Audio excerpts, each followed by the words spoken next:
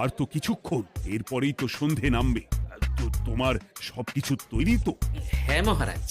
আরে মহারাজ আর গোপাল কানে কানে এত কি কথা বলছে, আমাকেও জানতে হবে সেটা। ওই যে আসছে মরকটটা, আমার আর ওকে এক মুহূর্ত সহ্য হচ্ছে না। মনে হচ্ছে গুদুম গুদুম করে ওর মাথায় গাঁটটা মারি। শান্ত হন মহারাজ, দয়া করে শান্ত হন আর একটুখানি, তারপর আপনি মন্ত্রীমশাইয়ের সাথে যা ইচ্ছে করবেন। ওর আমি বরং অন্যদিকে যাই, মুখ দেখলেই আমার মাথাটা গরম হয়ে যাচ্ছে।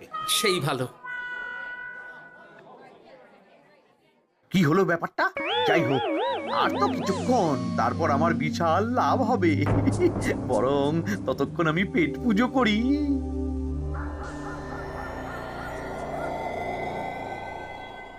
এই, যা যা দামি জিনিস আছে সব দিয়ে দে। এই তো খেলা শুরু। এবার আর আমায় পায় কে? ও বাবা, এরা আবার কারা? সত্যি গোপাল দারুণ চাল চেলেছে। এই তোমরা এখানে কি করতে এসেছো? কেন, তোমরা যা করতে এসেছো? ডাকাতি? এমন তো কোনো কথা ছিল না। কার দলের লোক তোমরা? মন্ত্রীমশাইয়ের দলের লোক। এই রে, কি বলছে সব? কোথায় কোথায়? এই মন্ত্রী মশাই, এই কি বলছে এরা?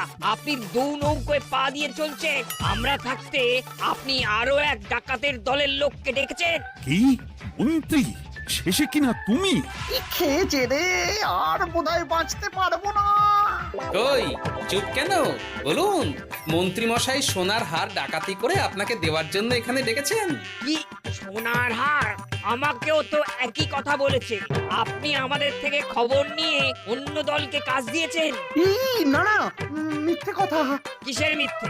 আপনি ছাড়া তো আর কেউ জানতো না এখানের কথা। না গো, আমি শুধু তোমাদেরকেই কাজ দিয়েছি একদম শুরু থেকে। আর কোন ডাকাতের দলকে আমি চিনি না, আমি তো নিজেই প্রথম শুনছি। মন্ত্রী, লজ্জা করে না তোমার? তুমি আমার প্রজাদের এইভাবে ঠকাচ্ছিলে। ইয়ে মানে মহারাজ, আমি আসলে অনেক হয়েছে মন্ত্রীমশাই, আপনি ধরা পড়ে গেছেন। প্রহরী, বন্দি করো সবাইকে, আর মন্ত্রীকেও। আমাকে ক্ষমা করে দিন মহারাজ, আমি ইচ্ছা করে এটা করিনি। আসলে আমার গিন্নি কদিন ধরেই মহারানীর সীতাহারের মতো দেখতে হার বায়না করেছে। তার জন্য তুমি নিজেদের লোকেদের থেকেই চুরি করবে? আর কি করব বলুন, এক সপ্তাহের মধ্যে হার না দিলে বাড়ি ছেড়ে চলে যাবে বলেছে।